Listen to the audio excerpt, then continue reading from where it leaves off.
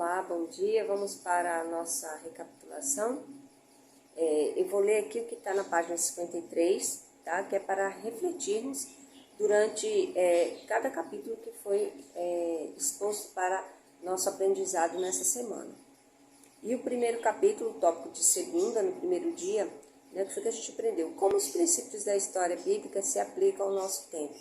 Então, a gente aprendeu no primeiro tópico que tudo que ocorreu no passado vem servir de alerta, né, de precaução, né, para que nós não venhamos praticar os mesmos erros. E o que foi de bom, né, que foi deixado de bom no Velho Testamento, né, as práticas boas dos profetas, dos servos de Deus, que venhamos praticá-las também no nosso período, no tempo de hoje. Então, as coisas ruins, a gente deve seguir como lição, ficar alerta e não praticá-las. E as coisas boas, a gente continuar praticando. E na segunda-feira, o que a gente aprendeu? Que desde o Ed, que requisito revela que Deus não mudou? No segundo tópico, na segunda-feira, a gente aprendeu que Deus, apesar da desobediência, Ele não abandona o seu filho. Quando Adão pecou, ele simplesmente parou de ir lá no Jardim do Éden? Não. Tanto é que quando ele vem, Adão está em pecado, se esconde com Eva e Deus fala, onde estás? Né? E ele sente a vergonha devido ao pecado. Mas Jesus agora mostra a Adão que haveria uma solução para a quebra daquela separação entre Deus e o homem, que no caso é o nosso Senhor Jesus Cristo. Então ele não abandonou Adão, ele mostrou tudo o que ia acontecer. Ele só não apareceu mais presencialmente, mas Adão não perdeu o privilégio de ter comunhão com Deus de forma alguma. Deus sempre estava ali ajudando, porque Deus não é uma pessoa de mudar os seus pensamentos, de mudar a sua prática. Ele foi, e sempre será o mesmo Deus, um Deus de amor, de misericórdia. E o terceiro tópico, né? Qual é o propósito de Jesus vir a este mundo no tocante ao problema do pecado?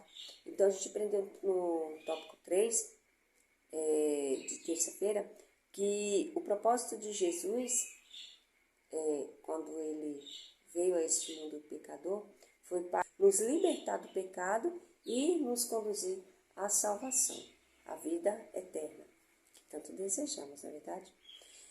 E o quarto tópico, o quarto dia, como os atos de Abraão demonstram a fé que tinha.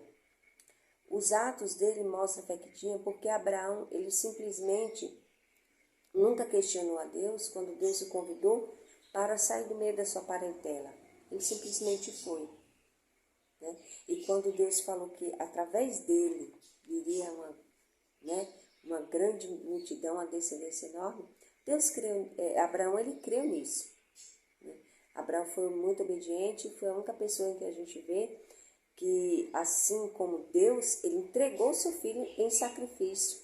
Né? Jesus pediu e ele foi tão obediente que levou seu filho para sacrifício, mas não foi necessário, né? Porque Deus queria ver até onde é a obediência de Abraão.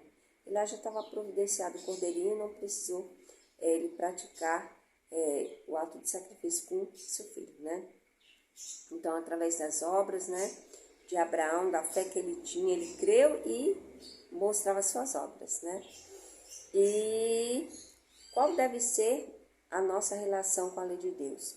A nossa relação com a lei de Deus deve ser uma relação de obediência, de submissão. Devemos estar submissos a essa vontade de Deus. Por quê? Porque é uma vontade que nos liberta. A lei, ela não veio para nos condenar. Ai, como é complicado guardar a lei. Não é. Porque a lei é libertação. Então, a nossa relação com a lei de Deus deve ser uma relação de obediência, de amor, uma relação íntima. Que Deus abençoe, que venhamos cada dia mais nos aprofundarmos na vontade de Deus na nossa vida e assim alcançarmos a purificação e a salvação em Cristo Jesus. Amém? Agradeço a todos que passaram essa semana comigo, estudando a lição juntas. e que possamos cada vez mais e mais fazer a obra de Deus conforme a sua vontade. Amém? Um abraço e até o nosso próximo estudo.